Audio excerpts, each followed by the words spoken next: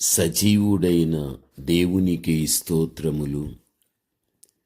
ఆయన దయలో నేటి వరకు కాపాడబడుతున్న మీకు వందనములు. 2026 ఫిబ్రవరి 25వ తారీఖు ఏర్పరచబడిన దైవవాక్యం 2వ దినవృత్తాంతం 33వ అధ్యాయం. ఈ వాక్యం అంతటిలో మనము చూడగలిగితే కష్టములనేవి ఎందుకు మానవునికి రావడం జరుగుతుంది, రోగాలనేవి ఎందుకు రావడం జరుగుతుంది, మనం దేవుని వైపు తిరగడం కోసమే దేవుడు కష్టాలు రోగాలు కలిగించడం జరుగుతుంది. ఆ కష్టాలలో ఆ రోగాలలో మనము దేవుని వైపు మరలి ఆయనను ఆశ్రయించి రక్షణ పొందుతామని ఆయన ఆశ. మనమందరం ఆయన బిడ్డలము గనుక మనమందరం రక్షింపబడాలని దేవుడు కోరుకుంటూ ఉంటున్నాడు. ఎవ్వరూ కాని ఆయన దృష్టిలో నశించిపోవడం ఆయనకు ఇష్టము లేదు. ప్రభువునందు ప్రియమైన వారలారా, పరిశుద్ధ గ్రంథంలో మనము చూడగలిగితే మనషే మనకు కనిపిస్తూ ఉన్నాడు. ఇతనిని దేవుడు ఇజ్రాయేలులకు రాజుగా ఏర్పాటు చేశాడు. అయితే ఇతడు యెరూషలేము దేవాలయములో అన్య దేవతలకు బలిపీఠములు కట్టించి వాటిని పూజించాడు. తాను పూజించడమే గాక ఆ దేశ ప్రజలందరూ అన్య దేవతలను పూజించటానికి కారకుడు కాగలిగాడు. ప్రభువునందు ప్రియమైన వారలారా, అది చూచిన దేవుడు మనష్షేకు అనేక వర్తమానములు పంపించగలిగాడు. రాజు ఆ వర్తమానములను పెడచివిని తాను పెట్టడం, ఆగ్రహించిన దేవుడు అతడి మీదికి అష్షూరు రాజును ప్రేరేపించి పంపడం మనం చూస్తున్నాము. అష్షూరు రాజు యొక్క సైన్యము వచ్చి మనష్షేను పట్టుకొని గొలుసులతో బంధించి బబులోను దేశానికి పట్టుకుపోయినట్లుగా కూడా మనము చూడగలం. గమనించాలి, మనిషి అక్కడ బందీగా ఉండి పడిన శ్రమల వలన దేవుని వైపు తాను తిరగగలిగాడు. దేవునికి ప్రార్థన చేయగలిగాడు. దేవుడు అతని మొరను ఆలకించగలిగాడు. అతనిని కనికరించి తిరిగి అతని రాజ్యానికి రప్పించడం మనం చూస్తూ ఉంటున్నాం. ఆ రీతిగా మనష్షే తాను పడిన శ్రమల వలన మేలు పొందగలిగాడు, రక్షణ పొందగలిగాడు. అప్పుడు అతడు తన రాజ్యములోని అన్య దేవతల విగ్రహములన్నిటినీ తీసివేసి యెహోవాకు బలిపీఠములు కట్టించగలిగాడు. అప్పటి నుండి తాను చనిపో వరకు తానును తన ప్రజలు యెహోవా దేవుని మాత్రమే ఆరాధించగలిగారు, రక్షణ పొందగలిగారు. అనగా 12 ఏళ్ల వయస్సు నుండి 55 సంవత్సరములు రాజ్యమేలగలిగాడు. గమనించవలసిన విషయం, మన దేవాతి దేవుడు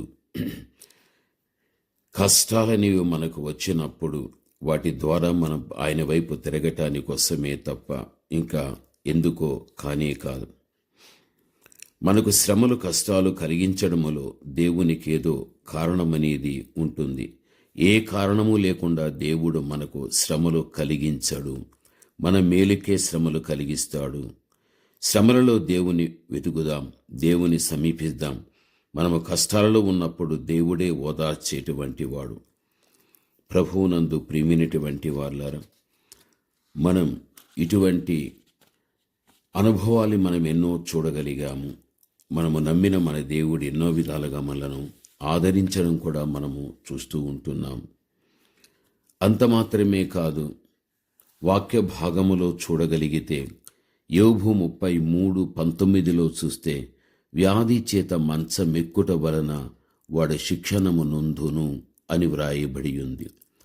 రోగం అనేది వచ్చి మంచం మీద ఎక్కువ కాలము ఉండవలసి వచ్చినప్పుడు ఏ మనిషి అయినా ఆ కాలములో దేవుని గురించి ఎక్కువగా తెలుసుకోవడం జరుగుతుంది.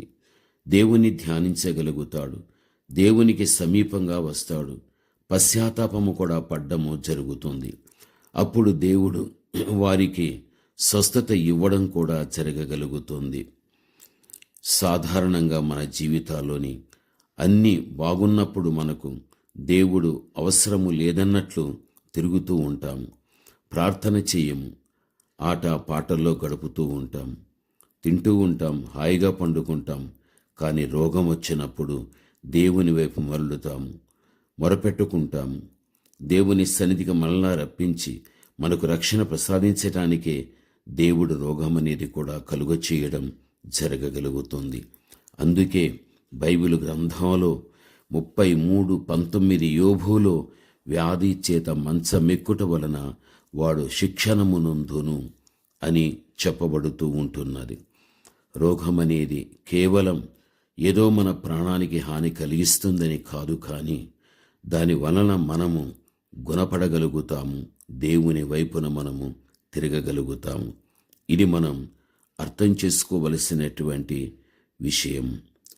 కఠిన హృదయులను సాధువులుగా మార్చటానికి కూడా దేవుడు రోగాలు బాధలు కూడా కలిగించడం జరుగుతుంది.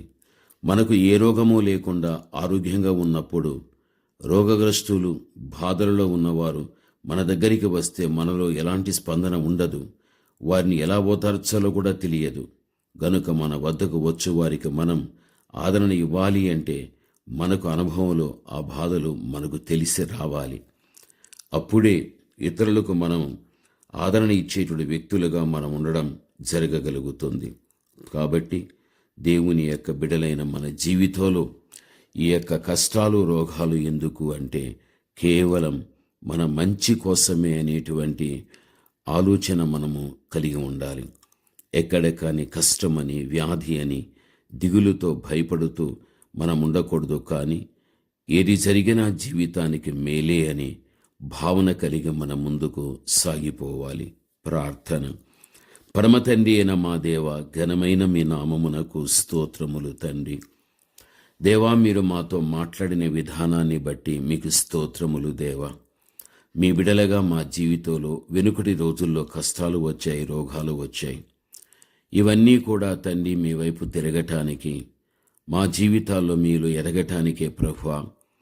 ఇంకనూ నా తండ్రి ఇటువంటివన్నీ మా జీవితానికి ఎదురైనా ఇవేమో మాకు చేసేస్తాయని ఆందోళన చెందకుండా కేవలం ఇవన్నీ కూడా మేము సరైనటువంటి దేవాతి దేవుని యొక్క క్రమ పద్ధతిలో నడవటాని కోసమే రాగలిగాయని మేము ఆ విధముగా తండ్రి జీవించటానికి కృపదయ చేయండి. మీ మాటలు వినిచిన ప్రతి బిడను దీవించి ఆశీర్వదించండి. యేసు నామములో ప్రార్థిస్తున్నాము తండ్రి. ఆమేన్.